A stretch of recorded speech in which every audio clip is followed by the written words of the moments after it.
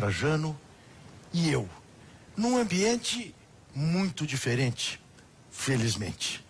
E eu começo essa conversa, presidente Lula, lhe fazendo a seguinte pergunta. Eu jurava que o senhor ia sair da prisão injusta em Curitiba no papel que, aliás, sempre lhe coube, de conciliar o país. Que o senhor ia sair de Curitiba assim, com Nelson Mandela na cabeça.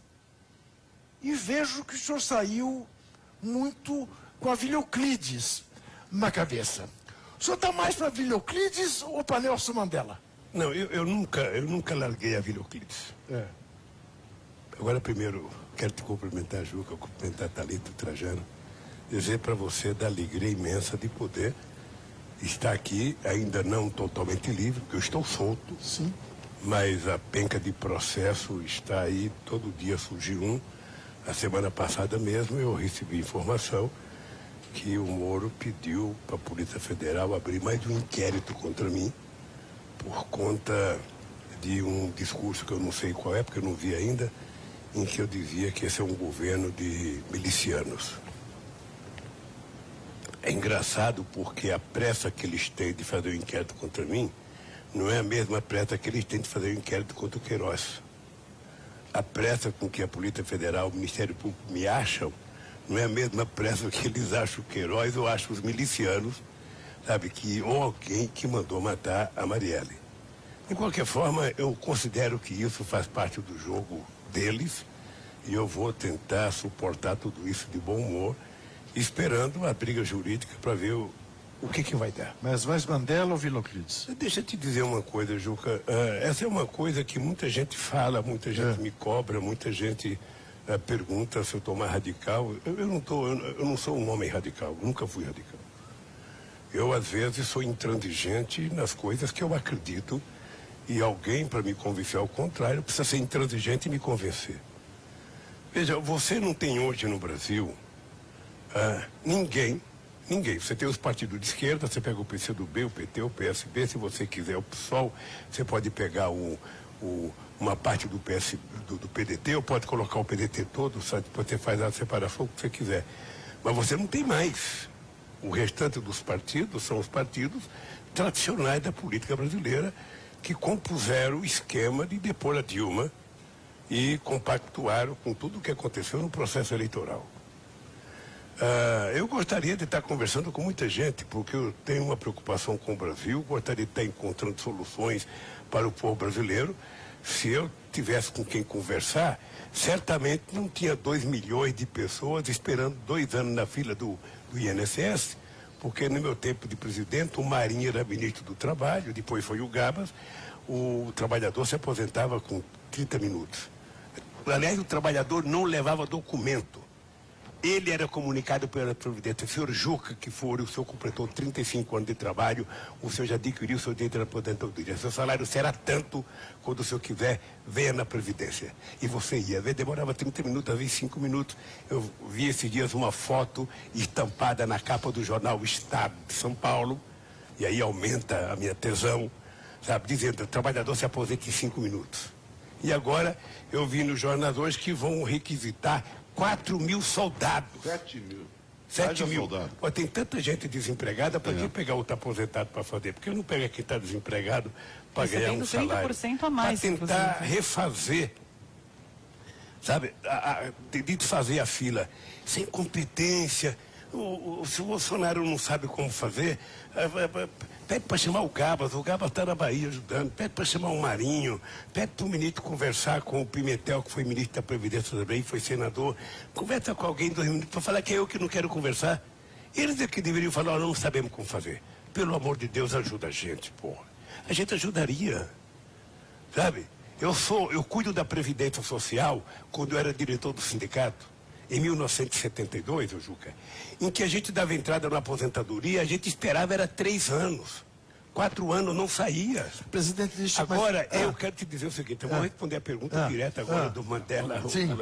Eu quero te dizer que eu gostaria de ser o Mandela e gostaria que o Brasil tivesse, nesse momento, vivendo, sabe, as mesmas condições que vivia o povo da África do Sul, com a soltura do Mandela, querendo paz, querendo harmonia. Mas nós não temos um governo que quer isso. Então, antes de passar para a Thalita e para o Zé Trajano, eu tenho repetido sempre, entrevistas aqui na TVT, uma frase de um poeta pernambucano, seu conterrâneo, Marcelo Mário Melo, que ele diz ser a favor de uma frente ampla, mas tão ampla, até doer, ele diz, até doer. Eu lhe pergunto, é possível pensar uma frente ampla no Brasil hoje, até doer? Até doer. Que caiba, vamos dizer, o Fernando Henrique Cardoso. É preciso saber para que você quer a frente ampla. Por exemplo, quando foi para conquistar as diretas nesse país, nós fizemos uma frente ampla. Sim. Tá? Para conquistar o direito de organizar partido, o direito de eleição, tudo. Agora, na hora que você vai decidir quem é o candidato e o programa que você vai construir, tem a separação e cada um vai para o seu canto. Tá? Então você percebe que tem, numa escada de 10 degraus, você tem um degrau que você entra com todo mundo, depois tem um degrau que você entra com menos gente, e às vezes tem degrau que você vai ter que andar sozinho. Então, hoje, eu acho que é possível você criar uma frente ampla para conquistar de volta a soberania nacional. Hoje é possível. Agora é preciso saber o seguinte, quando você olha no espectro político e você percebe que dentro da Câmara e dentro do Senado eles estão conseguindo aprovar quase tudo que o Guedes manda. Então você tem essa seguinte coisa no Brasil, você tem de um lado o Bolsonaro falando, às vezes até blasfemando coisa que ele mesmo não acredita. Você tem o Guedes governando, porque é o Guedes que diz o que tem que fazer, e você tem o Rodrigo Maia, sabe, fazendo o papel ali de como se fosse um primeiro-ministro, transformando as coisas do Guedes em coisas aprovadas. Tá? Então, quando chega na elaboração dos projetos específicos de interesse do povo brasileiro, não tem como você criar uma frente ampla. Você pode criar uma frente de centro-direita, uma frente de direita, uma frente de centro-esquerda, uma frente de esquerda, coisa que nós já temos. Se você imaginar a minha vida, desde a primeira eleição minha em 89, nós começamos com a Frente Brasil Popular. Sim. Era 3 partidos políticos. Sim. Tá? Depois, nós fomos para a frente ampla na minha eleição de 2006. Né?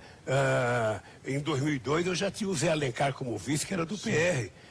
E você tinha um objetivo, eu vou ganhar para quê? Tá? Então, há vários momentos e várias possibilidades de você que ir à frente, dependendo do assunto que está em pauta. Thalita.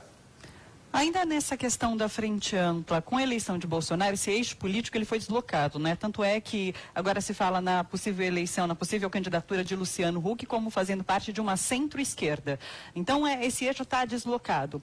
Eu queria saber se a partir disso, quando você fala da formação de uma frente ampla, é preciso radicalizar na esquerda para que você atinja talvez um eleitorado a partir dessa radicalização, mostrando que existe um outro polo.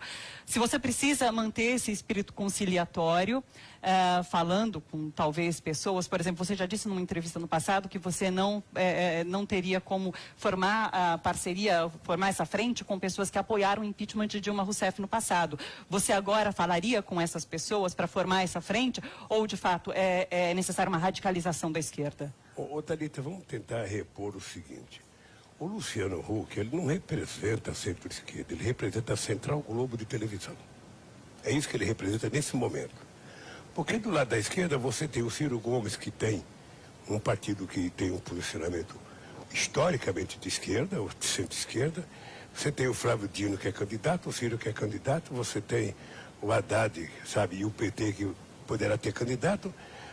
Você teve o PSOL, que teve candidato. Ou seja, então quem é o centro-esquerda que está com o Huck? Ninguém. Na verdade, o Luciano Huck está sendo discutido pelo dono da Ambev, né? Que é o novo formador de quadros políticos dirigentes nesse país. Possivelmente ele queira transformar o Brasil numa Ambev, né? E você não tem mais ninguém. Então, ainda é cedo para você dizer qual é o espectro político do Luciano Huck. É muito cedo. Mas não é cedo, presidente, porque nós estamos falando de eleição presidencial já. Sim. Nós temos eleição municipal agora. que tem características novas, não é? Uma nova legislação. Você fazer há uma certa angústia, ansiedade das pessoas, que a esquerda se una. E a expectativa maior é com quem o PT vai ficar.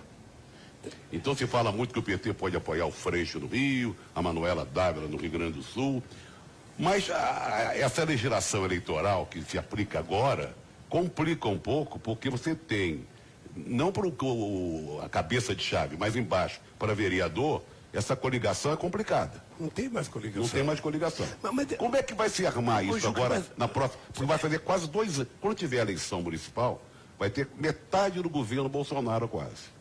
Juca, é que às vezes nós complicamos. Ou a gente complica na pergunta, a gente complica na resposta. Eu sei que às vezes nós complicamos. Vamos pegar o seguinte. O PT, vamos pegar o PT agora. Como é que o PT governa o Piauí? Como é que o PT ganhou as eleições? A Bahia, como é que o PT ganhou? Como é que o PT governa? O Ceará, como é que o PT... Ora, lá tem de todo mundo, só não está o Grampinho na Bahia, no PT. No Piauí a mesma coisa, as pessoas que derrotaram a Dilma, o Ciro Nogueira, que era presidente do PP, fez parte da chapa do Wellington. Quando as pessoas dizem que o PT não gosta de fazer aliança, a gente mostra o contrário, o PT tem aliança ampla até demais. Sabe? Acontece que nós temos que levar sempre em conta a realidade local. E você não pode trazer uma realidade local para resolver a nível nacional. O PT já fez isso. Mas sempre com o PT na cabeça de chapa. Agora, não. Não? Em regra? Não, veja. Quando você tem o melhor candidato, é correto que você tenha. Você não vai nunca tirar o Juca que furtar da pesquisa. Começa com 20% e o Lula começa com 2%. Você não vai exigir que tire o Juca para colocar o Lula. Você vai começar com o Juca. Sabe, eu vou dar um exemplo. O PT não tem nenhum problema de apoiar companheiros como o Trajano falou, o Freixo. O PT não tem problema de apoiar a Manuela. Eles já apoiaram a gente tantas vezes. Sabe, o PT pode até decidir fazer isso. A pergunta que eu faço é o seguinte. O PT não quer disputar as eleições por quê? Porque o PT não tem jeito ou porque o PT decidiu não querer ir lá? Porque lá o PT tem 2 ex-governadores, tem 3 ex-prefeitos, sabe? Poderia concorrer às eleições municipais. Por que não quer concorrer? Então o PT fez uma opção. Nós não vamos ter candidato. Aqui em São Paulo é sabido que o companheiro Haddad não quer ser candidato. E quando a pessoa não quer ser candidato, é bom você não forçar, porque ganhar você querendo é difícil, ganhar sem você querer e tal. O PT vai ter que escolher um outro companheiro. Por que nós brigamos para aprovar eleições em 2 turnos? Qual foi a discussão da época? Era porque, eu lembro na época, porque toda vez que eu ia ser candidato, ou o PT ia ter candidato, o PT é divisionista, porque o PT não tem tanto quanto e tal. Nós brigamos bastante pelos 2 turnos, porque a gente garantiria que todo e qualquer partido, independente do seu espectro ideológico, tivesse uma candidatura, fizesse o seu discurso, fosse para a televisão, defendesse o seu programa. Se o povo não elegesse ele para o 2º turno, ele apoiaria outro. É para isso que serve o 2º turno. Aí se constitui no Brasil a ideia de que não tem que ter 2 turnos, não, tem que ser tudo resolvido no primeiro, vai todo mundo junto. Não. Eu não sei se o PT vai ter candidato no Rio de Janeiro, mas eu não sei se o PT vai ter candidato em São Paulo, certamente terá. Mas esse candidato do PT, se eleito, ele se indicado, ele tem que saber o seguinte, ele pode não ir para o 2º turno, e ele vai ter que apoiar outra pessoa. Aqui em São Paulo, eu te dou um exemplo, Mário Covas. Mário Covas em 94 e Mário Covas em 98. Em 94, o PT, o candidato era o Zé Disseu teve acho que 17% dos votos, uma coisa mais ou menos assim. Não estou lembrado do número, tá? E havia no PT uma corrente que queria fazer o voto em branco, ou nulo, sei lá. Eu, Celso Daniel e Suplicy fomos a Santo André fazer uma passeata em defesa do Mário Covas antes que o PT decidisse votar branco ou votar nulo, e o PT apoiou o Mário Covas em 94 e 98. Quer dizer, em última análise, o senhor admite a hipótese de, voltando a 2022, mas para voltar depois agora as eleições para prefeito, em última análise, o senhor admitiria a hipótese de o PT apoiar o Flávio Dino à presidência da República? Admito, como não? O presidente do BG me apoiou 4 vezes. Sabe, eu não vejo por quê. Sabe, O problema, a dificuldade que você tem de responder uma pergunta dessa, e eu não tenho mais, é que se você tiver um jornalista num jornal qualquer que vá assistir o nosso programa, ele vai dizer, Lula vai apoiar o Flávio Dino. Eu gosto do Flávio Dino, achei ele uma figura competente, um companheiro da maior lealdade comigo durante todos os meus processos. Foi testemunha aqui então, no eu programa... tenho por ele um apreço extraordinário. Eu passei aqui também. Agora, veja, o PT é um partido muito grande se comparado ao PCdoB. Sim. Aí é que está. Agora, é possível, esqueça um pouco a ideia da aliança. É possível pensar num candidato, na vitória de um candidato do Partido Comunista do Brasil, no Brasil de hoje? É difícil, o Flávio Dino sabe disso. Eu vou dizer para você. É muito difícil você imaginar eleger alguém de esquerda sem o PT. Tá. É muito difícil. Porque o PT não é qualquer coisa. Apesar de algumas pessoas tratarem o PT com certo descaso, vamos pegar, o PT nasceu em 80. Em 89, eu fui candidato a presidente. Eu disputei contra Aureliano Chaves, que era vice-presidente da República, o Ulisses Guimarães, que era o seu constituinte, o Brizola, que era presidente eterno do Brasil, porque o Brizola sempre achou que na volta dele ele seria presidente, o Mário Covas, que era um baita de um cara, o Maluf, que era a figura, o Collor de Mello, mais o Afif Domingues e mais o Enéas. Foi exatamente eu que fui para o segundo turno por causa do quê? Por causa do PT. Porque o PT já estava enraizado no Brasil afora. Seja em comunidade de base, seja em movimento sindical, seja em movimento social, o PT já tinha se espraiado pelo Brasil. Aí o PT foi o segundo em 89, o PT foi o segundo em 94, o PT foi o segundo em 98, o PT foi o primeiro em 2002, o PT foi o primeiro em 2006, o PT foi o primeiro em 2010, o PT foi o primeiro em 2014 e o primeiro foi o segundo agora em 2018 com a Haddad. Então você percebe que não estamos falando de uma coisinha qualquer. Nós estamos falando do mais importante partido político de esquerda da América Latina. Mas a crítica que se faz muito ao PT, aliás, adoram fazer crítica ao PT, né? O Bolsonaro, a cada frase, ele lembra do PT para falar que o Ladinho não tem nada a ver com a história. É a falta de renovação. Por exemplo, aqui em São Paulo, o PT...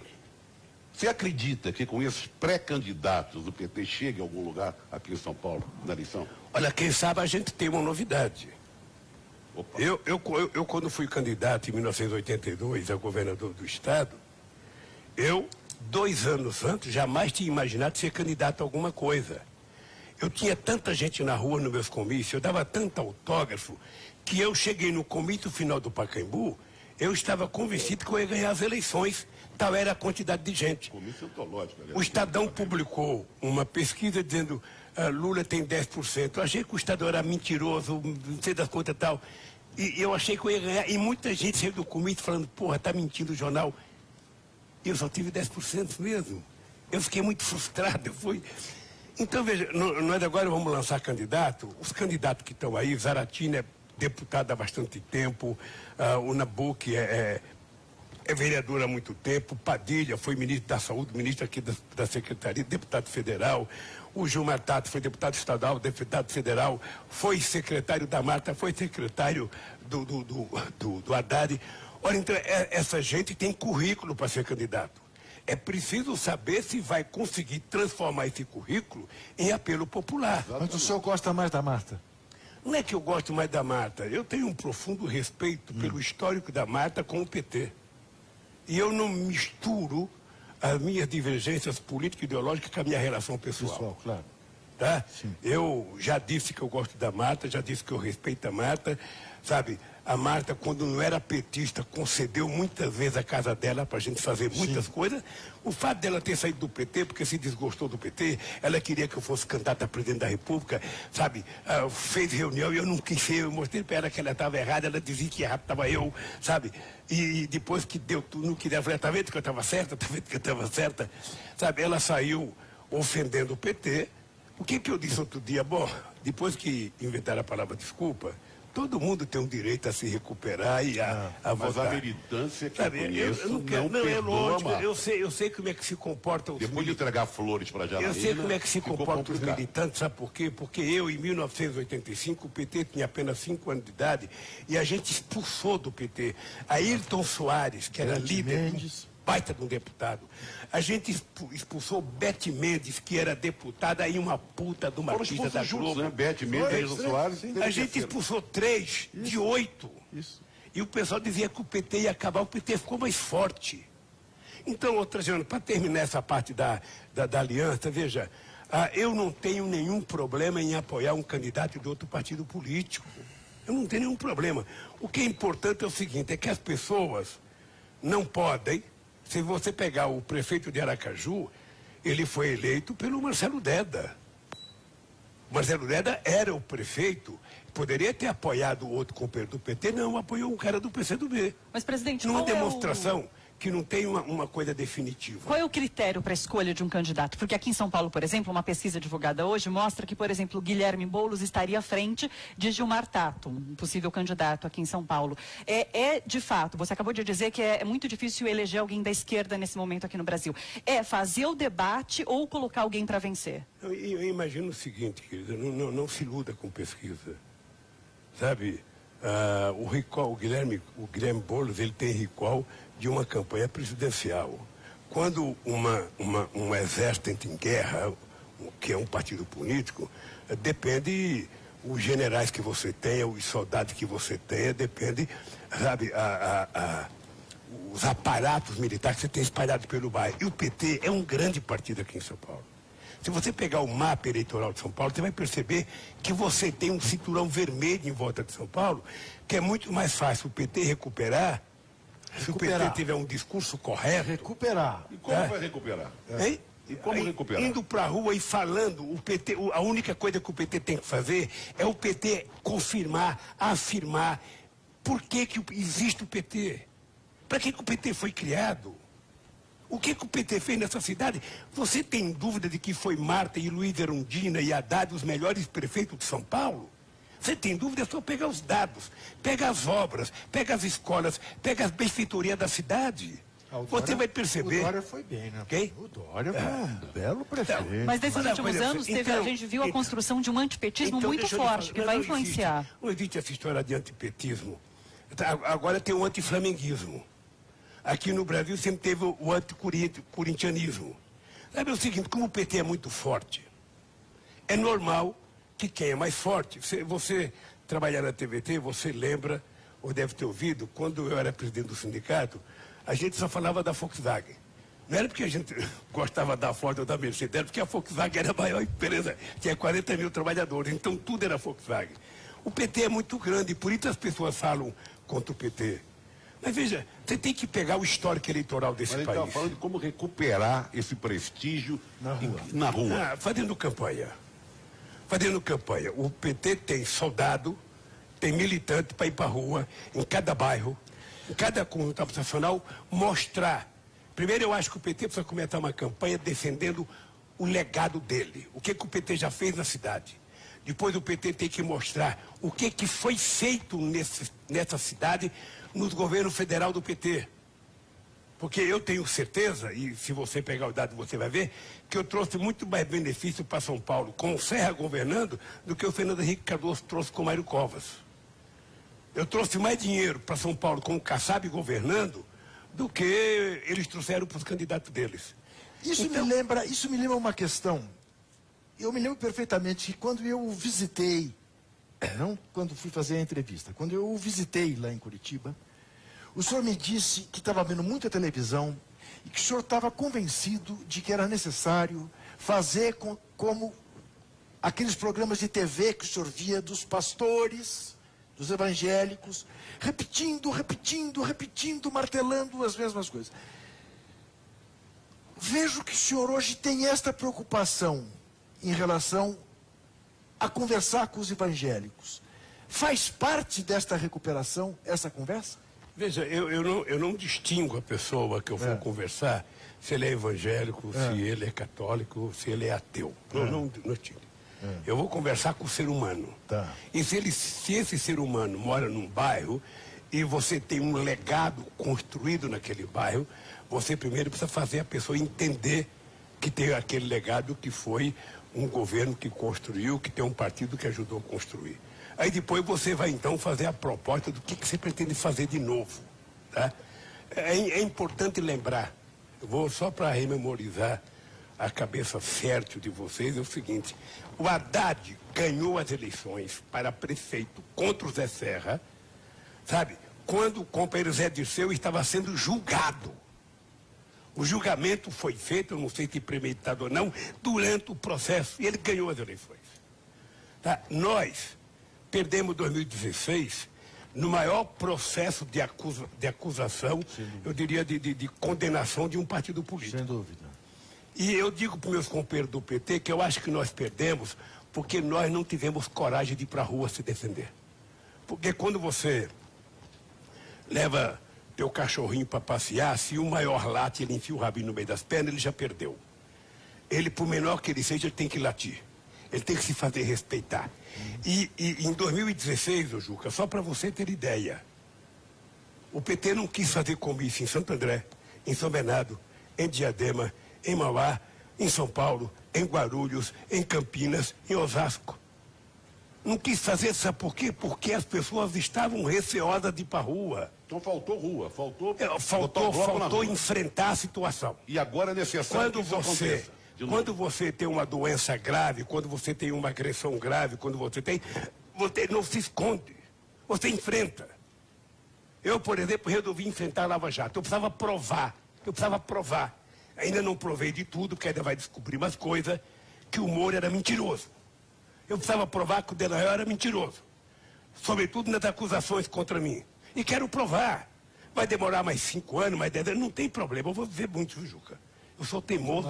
A morte se prepare, porque não é que eu vou derrotá-la. Um dia ela me pega, mas enquanto eu puder resistir, ela vai ver. Mas e os evangélicos? Os evangélicos, veja, nós temos que conversar. Eu quero até fazer discussão com ele, que eu quero mostrar quem foi o presidente que mais tratou-os com respeito. Quem foi? Pegar coisas concretas que foram feitas por mim. O respeito que eu tinha por ele, a relação que nós tínhamos por ele. Não era aquele negócio de me batizar, não. Eu nunca neguei que eu sou católico. Mas, ao mesmo tempo, eu acho que o Estado tem que ser laico. O Estado tem que respeitar as pessoas, independente da sua fé. Sabe? Então, o Estado tem que respeitar o evangélico, o católico, tem que respeitar a religião judaica, tem que respeitar a região africana. Sabe? Esse é o papel do Estado. E eu tenho certeza que eu fiz isso. Eu quero que você vá perguntar para o seu Edir Macedo, para o seu Clisela, quem é que tratou eles melhor? Quem é que tratou com mais respeito e com mais decência? É que eu estou batendo nessa tecla por uma razão. Eu vi uma pesquisa, não sei se o senhor viu, 58% das mulheres negras evangélicas têm um poder muito maior do que a gente é capaz de supor dentro de suas famílias. De convencimento. Isso, de convencimento. E, em regra, esse contingente votou no Bolsonaro. Já votou em mim? Sim. A cada eleição as pessoas mudam de acordo com a quantidade de informações que elas recebem. Eu tenho certeza absoluta que aquele tal de mamadeira que inventaram, eu não vou falar o nome porque eu acho grotesco. Eu tenho certeza que aquilo não pegaria em mim. Tá. Pelo histórico que eu tenho de convivência com essa gente. Tá claro. Então, eu vou conversar com essa gente outra vez. Tá. O PT precisa conversar. O PT tem muita gente evangélica. O que não dá para você ficar quieto. O que não dá para a pessoa contar uma mentira a teu respeito e você fingir que não viu. Tem que ir para cima. Tá. Com respeito, mas você tem que ir para cima. Tá. Eu vejo a agressividade com que os pastores falam com os evangélicos em alguns programas de televisão. É uma coisa muito agressiva. É quase que uma coisa violenta. Sabe? Quer dizer, você pede dinheiro para a pessoa de forma agressiva, você promete um milagre para a pessoa de forma agressiva, Aí se não acontece um milagre, ainda assim é você que é culpado. Porque você não tem fé. Que história que é essa? Então eu acho que tem um espaço para discutir religião nesse país muito grande. Muito grande. Eu quero entrar nessa. Opa, já está se pronto. Eu quero entrar nessa. Eu tenho até um jeitão de ser pastor. Tem até um jeitão. Não, que eu queria. Tô de cabelo branco. Pastor Lula. Pastor, Eu posso ser pastor, pode ser padre. É só a igreja acabar com o celibato que eu topo. Mas o Bento Reza lá, a o missa outro de domingo. Papa antigo, tá o novo Papa quer acabar, mas o velho não permite. O outro é mais Eu conservador. acho que essa é uma das Aliás, é um razões bom pelas filme pra quais gente a igreja comentar católica enfrenta dificuldade na sua renovação. Falando em filme, agora que eu citei os dois papas, vamos falar do filme do Democracia em Vertigem, que agora é o grande fla-flu do momento. Deixa eu falar só uma compreensão que eu tive dos dois papas primeiro. Eu assisti os dois papas. Eu não sei se eu não consigo compreender, porque eu estou ali na média das pessoas, a média da inteligência nacional. Eu Quem achei... era, presidente? Pare com essa eu modéstia. achei porque que o realmente aí... Menos, como eu diria. Eu achei que É o menos, filme é muito condescendente com o alemão e achei que ele foi mais duro com o Papa Francisco, sabe? Vai ser muito... Agora, fã do- estranhamente, o Boff escreve um artigo Sim, Leonardo sabe, Boff. defendendo o Isso que o Ratzinger. alemão Ratzinger, é. pois é. Eu li também. Eu não sabia dessas qualidades do Ratzinger vista pelo Boff, mas como eu gosto do Boff e respeito o Boff, eu tenho que levar em conta. Mas o filme Boff que mostra uma foi imagem do praticamente Papa expulso pelo- Ratzinger muito bonzinho, sabe? E mostra aquele período da Ruim, ditadura argentina, Isso. sabe? Que, sinceramente, eu não sabia. O analisou ali, né? Com todo respeito ao Eu conhecimento. achei que o filme foi muito bom pro Papa, sabe? E muita coisa fictícia, né? Porque aquelas conversas não existiram. Tem até um jogo de futebol. Democracia em Vertigem, meu caro. Eu O senhor assistiu? assisti. Lá em Curitiba? Assisti lá em Curitiba. Ah, lá em Curitiba. É. na Porque cadeia. quando nós entrevistamos a Petra, aliás, hoje é quarta-feira, amanhã o Entrevistas repete a entrevista com a diretora Petra Costa, que está indicada para o Oscar e está doendo o cotovelo de tanta gente. A imprensa teve dificuldade de dar essa notícia, como é que pode? Mas eu acho, o PT está pagando também a academia? Vai ver que eles vão dizer que o PT comprou a academia. Sim, ué. Já estão dizendo. Mas não teve Filho do Lula que comprou, né? Mas não teve um maluco aí tempos atrás que disse que o PT estava pagando o New York Times? Tem. Olha, há uma coisa aqui que é assim. Quando eu vi o filme, eu pedi para dar, foi até pedir para o Stuka, depois eu pedi para falar com a Petra. Eu achei que a grandiosidade do documentário da Petra, sabe, foi a narrativa dela. A sinceridade da narrativa dela, a verdade colocando, dela. inclusive, as coisas da família dela, sabe, com a naturalidade extraordinária que eu não sei quantas brasileiras ou quantos brasileiros teria coragem da seriedade. Então eu fiz questão de dizer o seguinte, olha, foi uma atitude brilhante e quando ela ganhou, eu liguei para ela e falei, olha, você pode ficar certo que a tua narrativa é um dos pontos fortes do teu documentário. Legal. Então, Pela ao sinceridade. contrário do ex-capitão, ele viu e gostou. Ele Porque o viu outro e não gostou. viu e não gostou. Não viu e não gostou, é genial. Né? Eu queria fazer uma pergunta aqui em cima desses 2 meses e meio que você mesmo diz que está solto, mas não está livre. Você já teve contato com a militância, com líderes de outros partidos, encontrou familiares, amigos e gente do povo também. O povo encontrou. Não talvez do jeito que você gostaria, mas encontrou com muita gente. Quando entrou na Polícia Federal, passou lá 580 dias, e agora você revendo essas pessoas, no olhar dessas pessoas, na fala dessas pessoas, na angústia dessas pessoas, qual o paralelo que dá para fazer? Eu fui outro dia na Polícia Federal que fui tirar passaporte. Eu não quis mais pegar passaporte diplomático, coisa que eu tenho direito. Eu fui na Polícia Federal pegar. Aliás, acho que está pronto hoje ou amanhã. Eu vou ter que pegar meu passaporte, sabe? Porque aí eu preciso comunicar a alguns juízes que eu tenho um convite para ir a Paris receber o título de cidadão presente, que não é pouca coisa.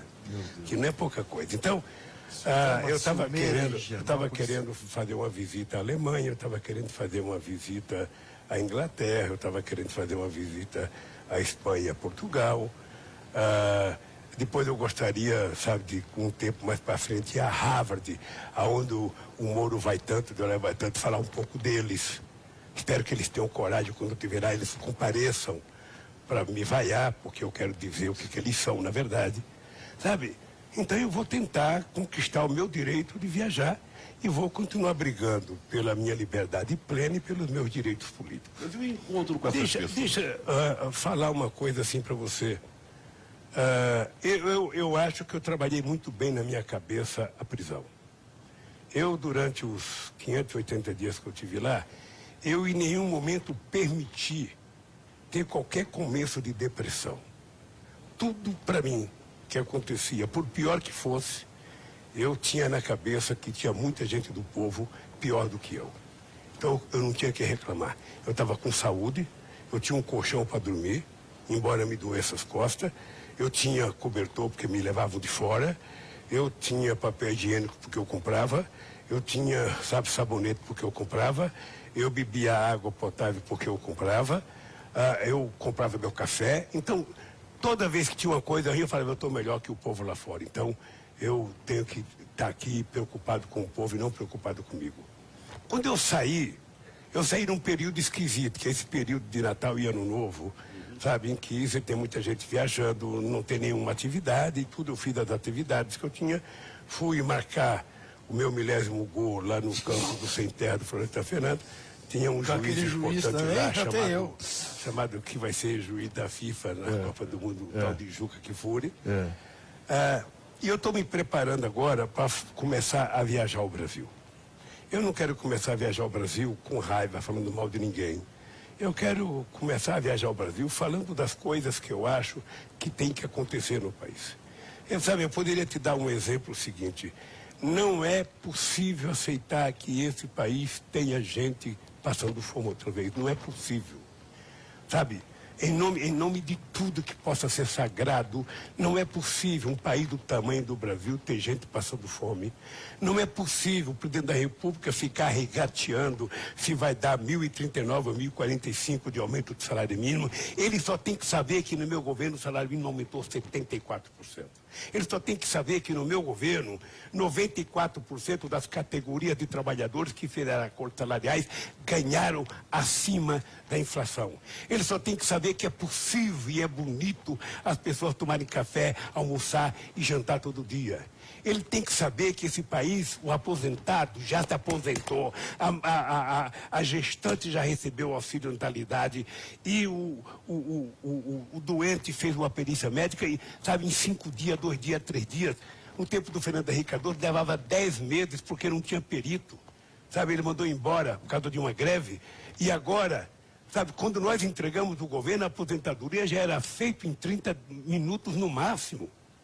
Ora, então ele tem que saber que esse país pode ser consertado. Eu quero viajar para isso. Quero viajar para defender uma política de cultura para esse país. Não é possível que um artista da qualidade do Wagner Moura tenha feito um filme. Eu vi uma entrevista dele dizendo que não ganhou 1 centavo até agora. Não ganhou 1 centavo. Está censurado no Brasil. E não consegue lançar o filme porque tem uma censura que não se sabe de quem. Eu até tinha sugerido no Ato de Cultura do Rio de Janeiro que o Wagner Moura poderia fazer uma frente de lançamento, eu toparia participar, para lançar ele no Vale do Agabaú, para lançar ele, sabe, no centro do Rio de Janeiro. Vamos lançar na rua. Vamos deixar o povo ver.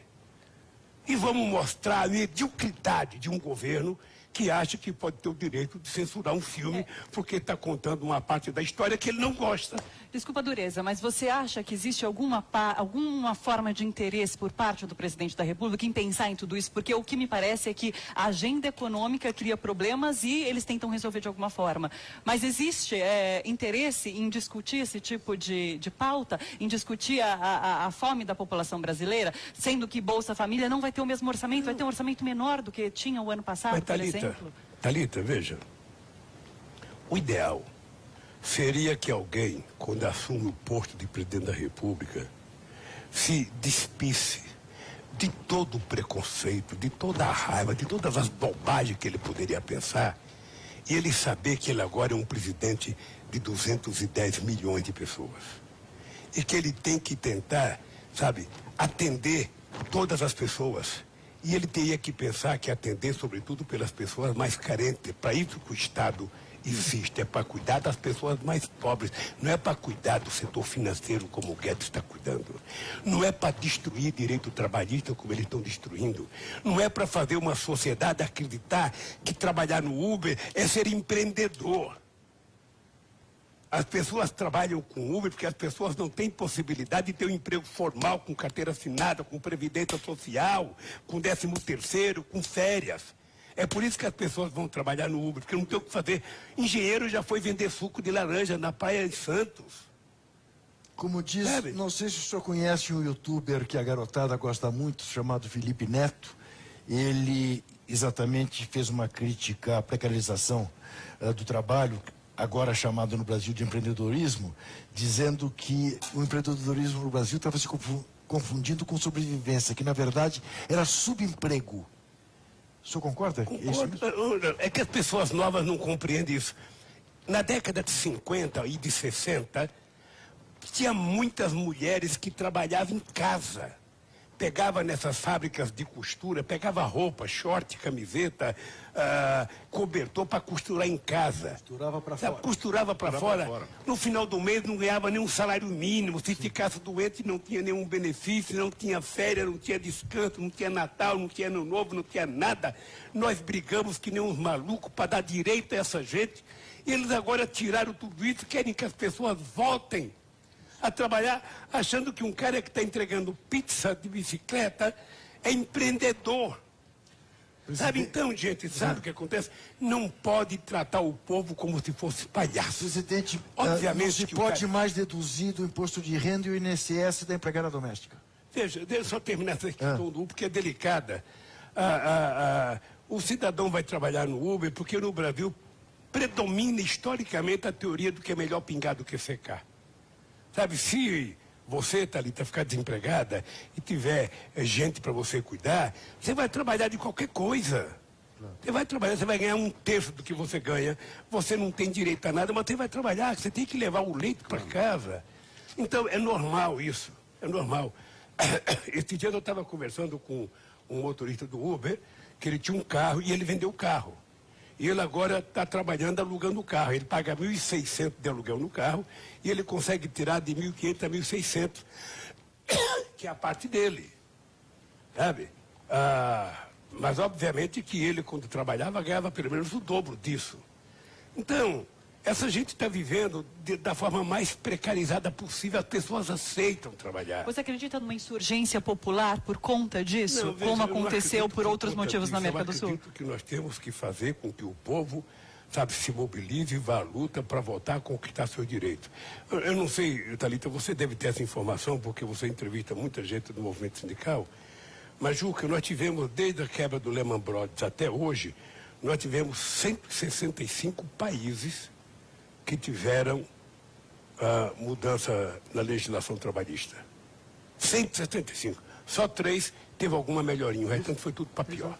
Ou seja, nós estamos voltando ao tratamento que antes da escravidão. Ou seja, e estão dizendo que isso é bom. E o que faz o ministro da Fazenda? Você não vê ele dizer a palavra crescimento, a palavra desenvolvimento, ele só fala em vender. Eu quero vender, eu quero vender, eu quero vender, eu quero vender. Ele deveria ser presidente, sabe, de uma associação de mascate e nunca ele ser ministro da Fazenda, porque ele não tem criatividade, ele não pensa no Brasil, ele só quer saber de vender. Como é que pode? Quando vender tudo, no que a gente vai arrumar Eu dinheiro? quero voltar o negócio da andar pelo Brasil. Como está estruturando isso na sua cabeça? Vai começar quando? Olha, de que modo vai acontecer? Deixa só compreender o seguinte, olha, eu quero andar dentro de um projeto. Eu quero estar junto com os outros partidos políticos, quero estar junto com o Boulos, quero estar junto com o Flávio Dino, quero estar junto com a Haddad, quero estar junto com a CUT, quero estar junto com a Força Sindical. Ou seja, eu na verdade sonho em alguns movimentos, mas um deles que me chama a atenção é a gente tentar criar uma consciência da soberania nacional. Sabe, a soberania nacional não é defender uma empresa, é defender um país. É defender da mesma forma que a gente defende as nossas fronteiras, nós temos que defender as nossas riquezas no solo e no subsolo. A gente defender a nossa floresta, a gente defender a nossa água, a gente defender a qualidade da nossa educação, da nossa saúde, defender investimento em pesquisa. Sabe, é uma coisa, sabe, total. Porque soberania é defender a qualidade de vida do nosso povo. E um país que não é soberano. Um país que o presidente bate continência para um outro presidente. Um país que o outro presidente fala, eu te amo, eu te amo, eu te amo. E o outro nem ouve ele para responder, sabe? Um país que vai virando sem respeitabilidade. Não tem coisa pior no mundo do que você não ser respeitado pelos seus pares, pelos seus países vizinhos. Eu queria ser respeitado pelo Evo Morales, mas antes eu exigia ser respeitado pelo Bush, pelo Obama. Porque eu fazia questão, adotava aquela teoria do Chico Buarque. Eu não grito com o Evo Morales, sabe, e não falo baixo com os Estados Unidos, eu falo igual com os dois. O Brasil tem tamanho. E eu vivi isso, graças a Deus, graças ao trabalho de um companheiro como o Celso Amorim, graças à compreensão do povo brasileiro, eu vivi um momento em que o Brasil era respeitado. O Brasil era respeitado contudo, pela Rússia, pela China, pela Índia, pelos Estados Unidos, pela Alemanha, pela França. O senhor está com seus bens bloqueados até hoje. O processo do quadrilhão, do PowerPoint, o senhor foi absolvido. As palestras agora, a Polícia Federal diz, não, elas todas aconteceram, elas são legais. Há 5 anos, investigando isto. E todas por conta do Estuquinha, eles têm filme de todas, porque todas eram filmadas. Claro. Eu fazia questão de ter um discurso por escrito, eles pegaram todos os meus discursos, acho que tiraram cópia para aprender a fazer discurso. Tiraram cópia de tudo, eles têm matéria de jornal do meu debate, ele tem filme do meu debate, ele tem entrevista minha com vários presidentes e eles ainda estão há 5 anos e ainda mantêm os meus bens bloqueados. E como é que faz para sobreviver com os bens bloqueados? Eu sobrevivo. Eu tenho um salário de aposentadoria, não sei se você sabe. Eu tenho a anistia política, recebo um salário, acho que é 8 mil e poucos reais. Eu não tinha entrado com o pedido da minha aposentadoria por tempo de serviço, que já venceu há mais de 20 anos, e eu não quis reivindicar exatamente porque eu ia ser eleito presidente da República, eu não queria ter 2 aposentadorias. Então, não reivindiquei. Fiquei 20 anos, agora fui tentar reivindicar. Não sei se vai liberar ou não. A fila do INSS vai complicar, vai demorar muito. Não sei se vai demorar. Não sei se vai liberar. Junto com 2 não sei se vai liberar ou não. Tá? Eu sou um cara, Juca, é o seguinte, eu sou um cara de baixo, como é que fala? De baixo consumo. Sabe? Eu não vou em restaurante, duvido que alguém até me vista no restaurante, há mais de 30 anos que eu não vou no restaurante. Eu não vou beber em boteco, não paro em balcão. Depois que eu saí da cadeia, nenhum terno meu serve para mim, eu ainda não comprei nenhum, só comprei esse paletó aqui chique para vir aqui hoje. O senhor emagreceu, sabe? Eu emagreci, acho que uns 9 quilos. Presidente, deixa eu... 9 quilos? Hein? 9 quilos? É. Mas eu nos últimos meses, lá na Polícia Federal, isso que o senhor bateu eu estava andando Na esteira. Estava andando 10 quilômetros por dia. Eu colocava um pendrive na televisão e eu ficava vendo o pendrive e andando. Tá. Às vezes o cara estava falando uma coisa que eu não gostava, eu aumentava. Corria mais. E quando falava uma coisa boa, diminuía para ouvir. O presidente, o senhor disse que é uma pessoa de baixo consumo, que não sai muito de casa. Eu gostava de ouvir música, cânticos gregorianos. E seriado, você está assistindo Merli agora, é isso, não é? O seriado catalão. Eu terminei de assistir. Terminou, 3 temporadas. Contar o final que não, nem quero saber o final. É triste, né? É triste. Então, presidente... Eu até fui ligar para Marlene Chauí esses dias para convidar ela para fazer uma palestra. E eu falei para Marlene Chauí, eu gostaria que você assistisse o Merli. O Merli. E eu queria que você me contasse se está correto as coisas que ele fala dos filósofos. filósofos. É verdade, aquilo está correto sim. Quer dizer, não sou Marlene Chauí para dar essa resposta. Presidente, eu só quero retomar uma questão, porque o Trajano tocou nisso e eu queria voltar um pouco, porque eu acho que certas coisas que o senhor viveu passam um pouco despercebidas e eu sei que por mais duro que seja, tentar voltar a elas é importante. O senhor falou aí que cada uma notícia que o senhor tinha nos 581 dias, o senhor lembrava que tinha gente em pior situação e pensava no Brasil e relevava aquilo que estava acontecendo com o senhor. Mas o senhor teve algumas dores que são dessas que não se curam durante o período que o senhor teve lá. Tá bom, perder um irmão é terrível, mas faz parte. E era mais velho que o senhor. Era natural que ele fosse antes. Mas o senhor perdeu um neto, perdeu o Arthur. Como que é superar isso, lidar com isso? Eu acho que não se supera. Tá. A morte de uma criança na idade do Arthur não supera. E você fica com um pouco de remorso, porque você fica falando, porra, se eu tivesse liberdade, quem sabe, como ele ficava muito em casa, a Marlene ficava muito em casa, o Sandro ficava muito em casa, depois que a Marisa morreu, o Sandro ia muito lá em casa, então certamente eu poderia estar em casa quando ele chegou, sabe, com dor de cabeça, e quem sabe eu pudesse ter levado ele junto com a Marlene rapidamente. Então você fica sempre com isso. Mas deixa eu te contar, a morte de uma criança, eu acho que a morte de um filho, de um neto, é uma coisa insuperável. Eu até disse para a Marlene, eu não vou te falar nenhuma palavra para te confortar, porque não tem conforto. Não tem. Vamos rezar para que o tempo se encarregue de fazer você amenizar o teu sofrimento. Porque você não consegue lembrar. O Arthur era uma criança muito especial. O que me deixou meio puto com a morte do meu irmão Vavá é que eu queria ir no enterro do Vavá. Não, e a decisão foi a mais esdrúxula possível. Ou seja, permitiram que eu fosse a São Paulo, mas que eu não fosse ver o Vavá que fosse me ver. Ou seja, decidiram que o Vavá ia no quartel me ver e que não podia ter empresa, não podia ter ninguém. Olha, como é que eu ia exigir que os parentes levassem um defunto para me ver no quartel? Seria eu que tinha que ir lá ver meu irmão. Macabro, né? Eu achei isso de uma grosseria. Eu achei de um gesto de desumanidade que eu não consigo compreender como é que alguém toma uma decisão dessa. Então me ofendeu muito. E depois eu perdi outros companheiros, Sigmaringa Seixas. O Sigmaringa foi me visitar e ele estava com a cara... O Sigmaringa era uma pessoa muito meu companheiro, mas assim, irmão.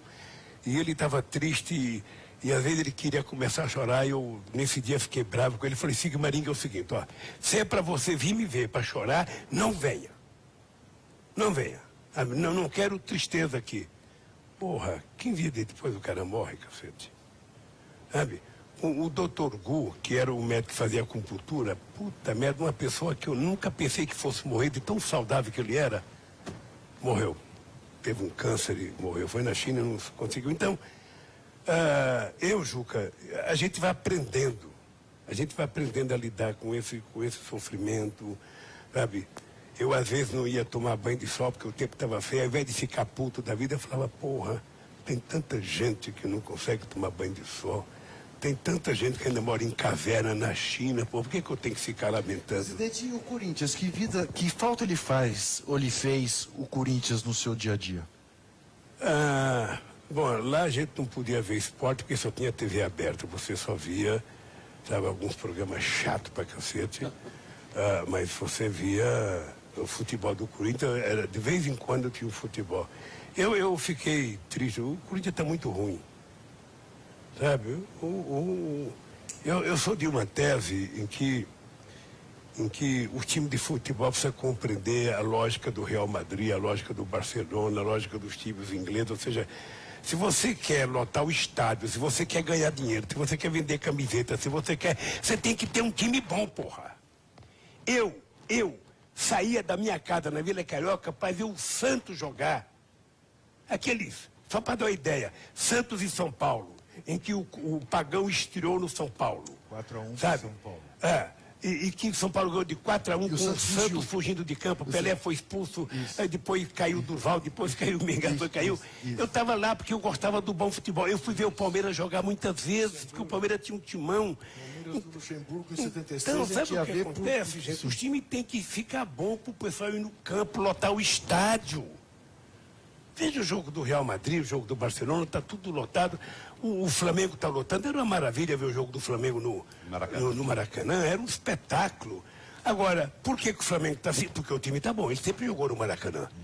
Agora ele montou um time razoável, né? Um time de, sabe, tem ali 5 ou 6 aposentados já tem, sabe, o Gabigol se recuperou, o Bruno Henrique, sabe, Sim. se recuperou e voltou a jogar bem. Então, e acho que o técnico conseguiu criar um padrão e a motivação, porque tem a motivação. Então, você vê Lota esses estádio, é técnicos arrecada e esses- paga suas dívidas. Esses Então, técnicos eu estou estrangeiros muito do futebol chateado com o brasileiro. Você futebol. acha que Eu- alguns técnicos brasileiros estão reclamando disso, se sentindo desprestigiados? Eu acho isso uma bobagem, gente. Eu acho já tivemos técnico argentino aqui, o Bela Guto esteve aqui no Brasil em que ano, porra? Nunes, É bom Freitas passar Solis. futebolístico, hein? Feliz. Para lembrar Bela do Bela Guto. Guto, foi campeão pelo São Paulo, não é para qualquer um, não. É isso. Não, nós tivemos Aliás, eu cometi um erro, o Luxemburgo, o Palmeiras de 96, não de 76, que o Luxemburgo era um time que São Paulino, corintiano, santista ia ver. Era outro estrangeiro, era o Filpo Nunes. Sim, Filpo Nunes. Ô, gente, academia. todo mundo tem seu time. Claro. Mas todo mundo adora um bom futebol. Claro. Todo mundo adora um bom futebol. Mas o senhor gosta mais do Corinthians ou de futebol? Não, eu gosto do Corinthians. Mais de Corinthians. O Corinthians é o seguinte, É. eu tinha 9 anos de idade É quando para eu virei irritar um pouco o corintiano, Paulo porra. Vanucci, porque o senhor fez aí uma homenagem ao Pagão, aquele time de São Paulo. A gente tem que falar do É Corinthians. porque eu adorava o Pagão também. O Pagão era bom Quem adora o demais. Pagão é Chico Chico Buarque. Buarque. Chico Buarque fica- Esse, a rixa de Di, Pagão, é o ídolo Pelé e dele. Canhoteiro. Então, aquela linha. deixa eu te falar. O Corinthians faz parte da minha vida. Tá. Né? Porque desde os 9 anos de idade. E por azar eu comecei a torcer pro Corinthians morando em Santos. E no ano seguinte que eu comecei a torcer pro Corinthians por causa do campeão do quarto centenário, o Santos foi campeão em 55 e 56. Depois estava no Pacaembu quando o São Paulo, sabe, com um ataque Mauri Almari, Gino Dini Canhoteiro, ganhou de 3-1. 3-1, a tarde das garrafadas. Sabe? Então eu sou corintiano. O corintiano é uma parte da minha vida. Tá. Sabe? Mas eu gosto do bom futebol. Sim. Gosto do bom futebol. Sabe? Se é o Flamengo, se é o Vasco, se é o Fluminense. O Fluminense do Washington. Atribui-se ao do River senhor Plate. a boa fase do Corinthians. Eu mesmo um dia escrevi que o melhor presidente que o Corinthians jamais teve foi o presidente Lula. O Luiz Paulo Rosenberg, por exemplo, ficou muito bravo comigo por causa disso. O André Sanches também ficou. E eu não ligo para o André Sanches ficar bravo comigo, porque eu cobro. O André Sanches não teve nenhum gesto de solidariedade em relação ao senhor. Como entender isso tudo no mundo do futebol? Veja, eu não sei. Eu gosto das pessoas, eu não peço para as pessoas gostarem de mim. Tá. Tá? Eu gosto do Corinthians, sabe, eu diria que amo o Corinthians. Sabe, mas eu respeito o bom futebol, respeito o time.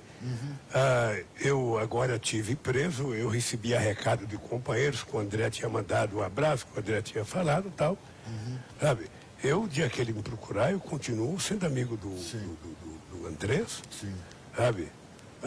Acho que o segundo mandato dele não foi um segundo mandato, sabe, que ele mesmo esperava que pudesse fazer. Ainda não foi. O Grupo Democracia Corintiana quis abrir uma faixa em Itaquera, Lula livre, e não foi permitido. Por ele? Não sei. Eu não sei se foi por ele, Eu não sei.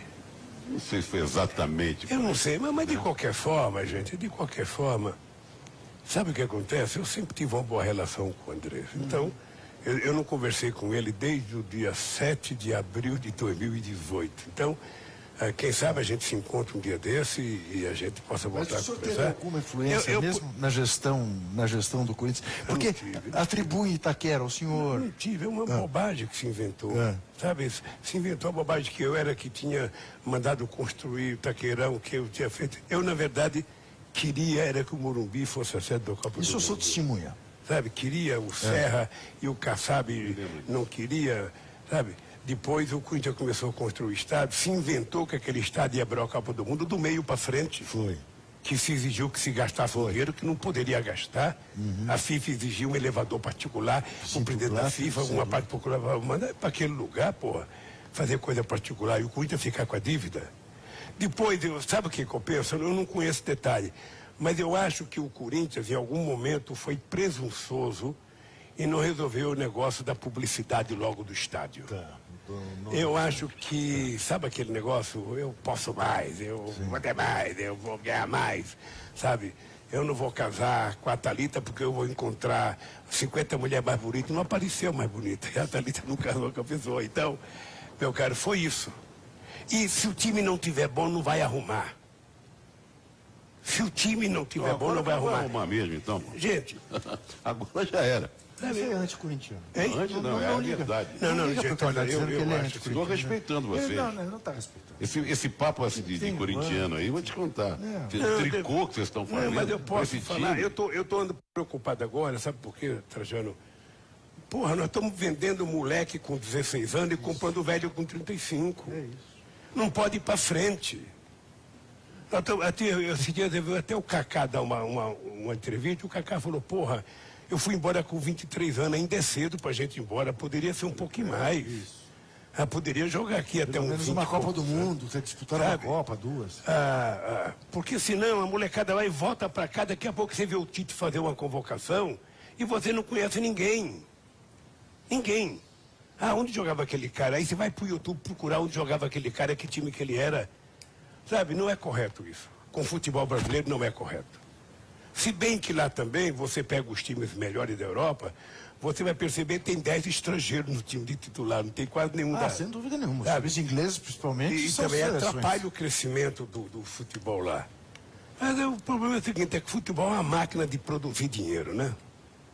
Sem O dúvida. futebol é uma máquina de produzir dinheiro. Presidente, por falar em máquina de Eu produzir- vejo um menino de 17 anos ser vendido por 150 Sim, é milhões. impressionante. É impressionante. Esse menino Renier agora foi vendido por 35 milhões de euros. Garoto do Flamengo. Pro Real Madrid. Mas vamos voltar a 2020. Tirando Tá, o futebol. ok. Volte, né? ok. Eu tenho uma coluna Tá vendo só? Ele não gosta. da Eliane Brum, que foi muito comentada, chamado Os Cúmplices. Foi um artigo, né, que foi muito compartilhado e tal. E eu peguei uma frase que abre esse artigo dela, que diz: em 2020, cada um saberá quem é diante de uma realidade que exige coragem para enfrentar e coragem para perder. É um pouco tonto que nós estamos de alguma coisa que o Lula falou aqui. Que tem que enfrentar, vai querer conversar, bloco na rua, Não se sei o omitir. quê, não se omitir. E temos que estar preparados para perder também. A gente não quer perder, mas nós temos que lutar para não perder. Não é isso? É isso. É o seguinte, Trajano, eu fui no congresso do PT e Aquele de Salvador? aqui na Casa de Portugal. Tá. E eu fiz um pronunciamento em que eu falava as razões pela qual o PT existia. Porque se não for para o PT cumprir determinadas coisas, não haveria razão de eu e outros companheiros, como Olívio Dutra, Jacob Taz, Ibrahim, sabe, Apolônio de Carvalho, criar um partido político. Eu preferia ser autêntico do PMDB. Estava criado, eu não tinha que ficar me esforçando. Eu passei quantos anos justificando a minha barba? Passei quantos anos justificando a estrela vermelha? Quantos anos? Porra, era um negócio maluco. Sabe, eu levava até Jesus Cristo barbudo. Jesus Cristo é barbudo também, porra. Aqui, vocês não têm nada com a barba dele, só com a minha. É um preconceito desgraçado. Por que nós criamos um partido? Nós criamos um partido para dar vez e voz àqueles que nunca tinham tido vez e voz. Bem claro isso. Aqueles que estavam habituados a só bater palma no palanque. Nós queríamos que aquele que só batesse palma subisse ao palanque. E criamos um partido. E para que a gente quer o partido? Para a gente fazer as transformações sociais que é preciso fazer. Não estou falando de revolução, não. Estou falando de transformações que é possível fazer na democracia. Eu provei. E eu queria votar em 2018 porque eu queria radicalizar mais. Radicalizar a democracia. Radicalizar os direitos das pessoas. Essas pessoas podem comer 3 vezes ao dia, vamos comer 3 vezes ao dia e ter mais uma ceiazinha das 10 da noite, um chazinho das 5. Por que não pode? Por que não pode? Por que pode uma pessoa só juntar 40 bilhões na sua conta pessoal, sabe? E você ter um monte de criança aí no glicério, crianças pedindo esmola e comendo na rua um lixo. Eu, quando vejo a Globo fazer campanha do Criança Esperança, eu faço crítica, as pessoas, porra, esse Lula é sectário? Não. Por que a Globo não dá da rentabilidade dela dinheiro para o Criança Esperança? Por que tem que fazer campanha de arrecadação? Por que a Fundação, sabe, Roberto Marinho não faz isso? Por que essa gente não tem pelo menos o coração que tem os ricos estrangeiros que dão prédio para fundações, que fazem universidade? Por que não faz aqui? Que pagam o imposto sobre herança que aqui não pagam. Presidente, você falou em Então, reconquistar... Thalita, a minha obsessão de voltar era porque eu acho que eu podia fazer muito mais. Muito mais. Esses dias eu estava respondendo uma pergunta e o cara falava... as pessoas costumam falar, mas o governo do Lula só deu certo por causa do boom das commodities. Sabe, as pessoas hoje estão exportando, sabe, a tonelada de soja a quanto? Quanto é que vale o dólar? No meu tempo ele estava 2,60, hoje está quase 4. Então as pessoas estão ganhando o dobro pela mesma tonelada. O problema não é o boom de commodities. O que nós fizemos nesse país foi o boom, sabe, da participação e da inclusão social. Tá? Porque eu disse outro dia, o Brasil cresceu entre 1950 e 1980, 7% em média ao ano. Por que não teve inclusão social? Porque pobre nunca entrou no orçamento. E pobre nunca esteve na mira da classe dirigente, a não ser para apanhar, para ser preso. Porque nunca levaram em conta. E quando você começa a política de inclusão social, aí começa...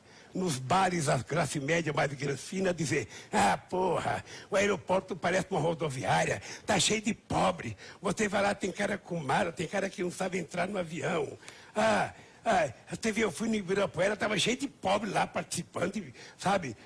Pois é, sabe? pois então... é. Mas esse pessoal, estou vendo aqui um dado, segundo a última estimativa, 56 milhões de dólares, equivalente a 3% do PIB brasileiro, evadiu-se no ano passado para fora do país. Você falou 53 bilhões. Bilhões, exatamente. Não milhões.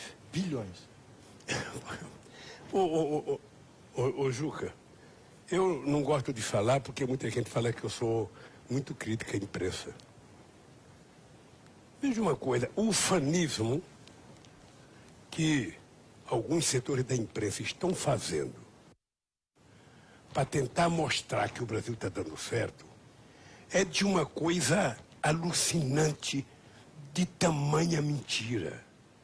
Aqueles comentaristas econômicos da Globo, aqueles comentaristas econômicos dos outros canais de televisão, agora vai, porque agora vai. A Bolsa chegou a 120, o que tem a Bolsa chegar a 120 e não gerar o emprego? Quando eu estava na presidência, a Bolsa estava a 71 mil pontos e nós criamos 22 milhões de empregos com carteira assinada. Por que a Bolsa agora está a 120 mil pontos e não gira emprego? Olha, o problema desse país é o seguinte, é que, embora ele seja tão otimista, a verdade é que não está entrando dinheiro de fora, está saindo dinheiro do Brasil.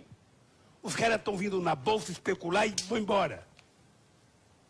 Você está lembrado que há 10 anos atrás a grande preocupação nossa era criticar a taxa de juros, Selic, porque a gente ficava fomentando o sistema financeiro, não é isso? Por causa dos títulos. Agora está lá embaixo a taxa Selic. Você viu alguém reclamar?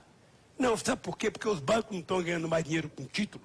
Eles estão ganhando dinheiro no fundo de aplicações da própria Bolsa. E vão tirando o dinheiro para fora. Sabe quanto dinheiro entrou no último ano que eu governei esse país? 65 bilhões de dólares. Então, você sabe o que eu penso? O Bolsonaro e o Guedes, e mais que ele quiser, poderia, sabe, pegar... Eu tenho um livro aí, que eu não sei se eu dei para vocês, se eu tiver meu livro aí, depois alguém me traz aqui para me dar para o Juca, que eles fariam ler, só para criticar a gente, mas também para copiar. Se eles copiar, eu não vou dizer que é plágio. Se eles voltarem a dar comida para o povo, dar emprego para o povo, pagar salário para o povo, respeitar o povo, eu não vou dizer que é plágio, não. Você não torce para esse governo dar errado? Não dá para torcer. Em nome da coisa mais sagrada que eu tenho na vida, não dá para torcer para dar errado. sabe? Porque quando ele dá errado, quem perde é o povo. Eu quero que ele faça, sabe, o que precisa ser feito. Mas não vai conseguir. Hein? Você sabe que eles não vão conseguir, porque eles não pensam assim, eles não querem isso. Quando as pessoas não conseguem, as pessoas... E sabe por que eles não mudam mais rápido? Porque tem muito puxa-saco. Você veja, não é fácil as pessoas que torceram tanto para derrubar o PT, que torceram tanto para o impeachment da Dilma, que rezaram e fizeram até procissão por Lula ser preso. Não é fácil essa gente agora, sabe, encontrar uma rota de fuga e deixar de defender o governo. Eles agora têm que engolir. Tem que engolir. Eles estão percebendo que a comida não está boa, é indigesta, vai engasgar. Mas enquanto o Guedes estiver entregando o patrimônio público para eles, está ótimo. Está ótimo. Então, eu não quero que continue assim. Pelo amor de Deus, eu quero que esse cara acabe logo com esse negócio do cara ficar 2 anos esperando a fila da Previdência. Sabe, que se libere isso. Você acha que esse governo completa esse mandato? Chama o Gabas, que era funcionário da Previdência. Chama o Pimentel, que era deputado, senador do Banco do Brasil. O for amigo do Bolsonaro. O Bolsonaro tem um pouco de humildade. Chama o cara e falou, Gabas, porra, me ensina aqui como é que faz, cacete. Ao invés de eu trazer mais 4.000 soldados ou 7.000, me dá uma dica aqui, porra. Como é que eu faço isso aqui? O cara vai ensinar. O cara vai ensinar. Para dar errado.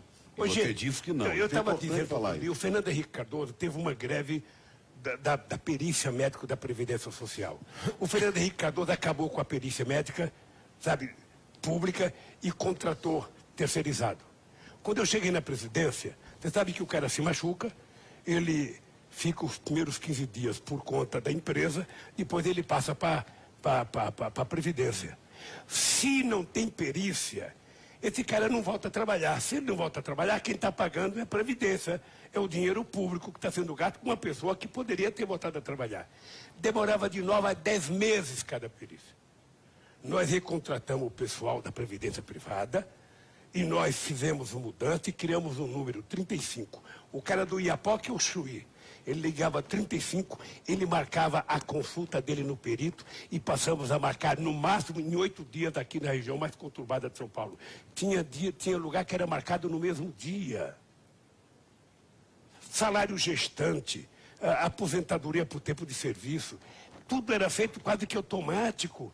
Então, se essa gente tem dificuldade, o presidente do INAMP, que eu não sei quem é, ora, chama as pessoas que estavam lá, que estavam lá no nosso tempo de governo. Tem muita gente de carreira. E pede auxílio, gente, ó. Não vai se humilhar, não. É obrigação, sabe, de quem sabe ensinar. Transferir tecnologia. O governo não repôs. Saíram 6.000 funcionários do INSS. Teria que haver concurso público. O Guedes melou. Conclusão. Por isso esse atraso terrível. 2 milhões de brasileiros, seguro maternidade, licença maternidade, própria aposentadoria, tudo isso na fila, que a gente não sabe. Agora recruta 7.000 militares, como você falou. Por que não dá esse emprego, essa função, para quem precisa, que está desempregado agora? Tem uma coisa, Trajano, no Brasil, que é o seguinte, as pessoas falam que a máquina é inchada. Compara todos os países nórdicos e os países europeus. A quantidade de funcionários do setor público com a população com relação ao Brasil. Você vai perceber que o Brasil tem menos que todos. E no Brasil tem uma coisa engraçada. Quando as pessoas querem enxugar a máquina, manda as pessoas embora e não repõe. Eu posso dizer, olhando como se eu estivesse olhando para uma coisa sagrada aqui, não tem jeito de você melhorar a saúde se você não contratar mais médico, se você não contratar mais enfermeira, se você não comprar mais equipamento. Não tem como você melhorar a educação se você não contratar mais professores, se você não contratar mais, se der mais laboratórios. Não tem como. Eu só queria retomar uma questão. Quando o senhor diz que o senhor não torce contra, porque se o governo der errado, quem sofre é o pobre.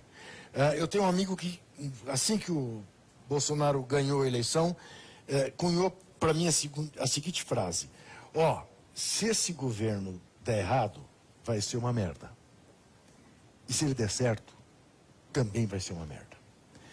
No sentido de que, se ele desse certo, Como é que se desaloja? Não, deixa eu te falar, eu acho que quem quiser fazer oposição ao Bolsonaro tem que ter em conta que tem que ganhar dele, sabe? Sem o povo estar morto de fome. Não dá para você pedir para ele ser uma Hiroshima para você poder ganhar. Você precisa ter argumentos e ter programa para ganhar, mesmo que ele faça alguma coisa boa. E você sabe que ele não precisa fazer coisa boa, né? Monta a fábrica de contar mentira do fake news, que já foi usado uma vez, que o Trump deve estar assessorando ele, sabe? Então, pode querer ganhar. O que é que nós temos que fazer? Não permitir que a mentira vença outra vez. Nesse sentido, você fala em reconquistar o eleitorado nas ruas, mas existe uma guerra de narrativas nas redes também. O partido PT pensa, de alguma forma, em investir nesse sentido? Pensa. Veja, que... Ô, Thalita, você sabe que para você transmitir uma verdade, você precisa construir a verdade. Você tem que ter uma narrativa. Para você construir uma mentira, você não precisa de grande narrativa. A mentira pode ser pé sem cabeça. Vamos pegar a semana passada, por exemplo, eu fiz uma crítica ao comportamento do Trump com relação ao Ahmadinejad e com relação ao enriquecimento de urânio. O Bolsonaro, sem nenhum critério, uma coisa de mediocridade, colocou uma fotografia minha da Ahmadinejad dizendo Lula fez acordo para enriquecer mais de 20% de urânio. O que nós fizemos? Nós publicamos um texto do Clóvis Rossi para provar como ele é medíocre. Mas a mentira não exige que você tenha competência, não. A mentira grosseira que eles fazem. Você sabe que o meu filho Fábio já foi dono da Friboi, já foi dono da VAP, a casa da Isano em Piracicaba era a casa do meu filho. Eles diziam que meu filho tinha todas as fazendas de gado. Sabe? Não tem critério. Sabe? É muito difícil você disputar com a mentira. O que você tem que ter é persistência e paciência. Mas você acha que hoje é mais importante fazer essa disputa nas redes do que talvez até nas ruas? Não, são duas coisas. Uma coisa não substitui a rede. Eu sou um velho político. Não tem nada que substitua um pegar de mão. Foi assim, um olhar no olho. Não tem nada. Foi assim que fiquei namorado. Não tem nada. Olha aqui. A relação política é química. E quando a química combina, ela é duradoura. É por isso que essa gente, Thalita, fica nervosa. Como é que podem bater tanto no Lula? Pensa bem.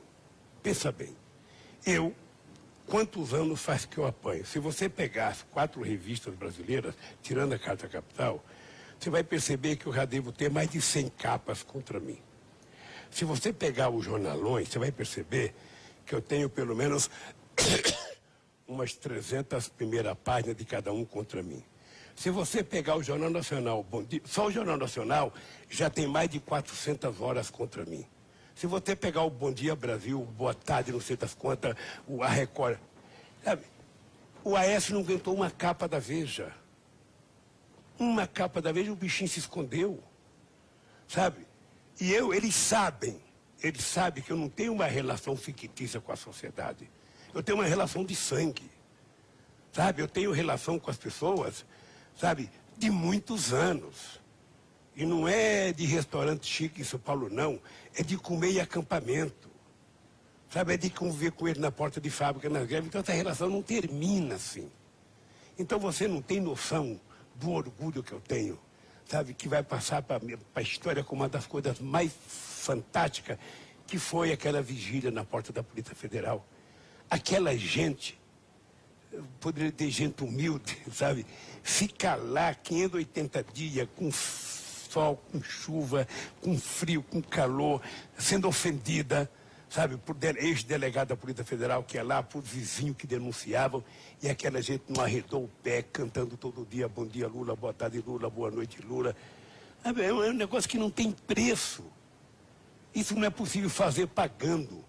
Isso é possível fazer com muita solidariedade. E essa relação, graças a Deus, eu consegui fazer junto com o povo. Presidente é por isso que eu digo Lula. O seguinte, o sucesso do meu governo se deve única e exclusivamente à capacidade, sabe, de governar do povo brasileiro. Eles acreditaram e deram força para que a gente pudesse fazer as coisas que nós fizemos nesse país. Então, eu estou aí nessa briga com muita disposição, Juca, muita disposição, e vou tocar minha vida. Eu gosto de brigar, gosto de conversar, sou homem de paz. Pois, presidente, Mas não levo desaforo. nós ficaríamos aqui conversando a tarde inteira, não fosse o Stucker estar mandando a gente parar, porque o senhor sabe que o senhor tem um diretor de imagens que é um verdadeiro tirano, mas eu quero lhe dizer que... Não, e ele está metido agora porque... Ele ganhou o Oscar, né? Ele tá no Oscar. Ele já está pensando em comprar o smoking para ir lá. Não, é impressionante, ele está em... O senhor não queria nem saber. Ontem até fotos ele mandou para mim. Mas tudo bem. Presidente, eu lhe agradeço muitíssimo mais essa entrevista. Eu vou acabar fazendo um livro só sobre as nossas entrevistas, porque estou virando um especialista em entrevistá-lo. Agradeço muito esse Assina embaixo. companheiro José Trajano, a nossa Thalita Galli. Obrigada. Dizer a você que agora mesmo vai começar o jogo São José e Grêmio pela Taça Santiago, que a TVT está transmitindo, e depois do jogo não vai dormir tão cedo, porque ainda tem um documentário sobre São Paulo que você não pode perder. E esse é o presidente Lula, para quem gosta e para quem não gosta. Mas é o presidente Lula. Poucos países no mundo já tiveram um presidente como esse. Até a próxima.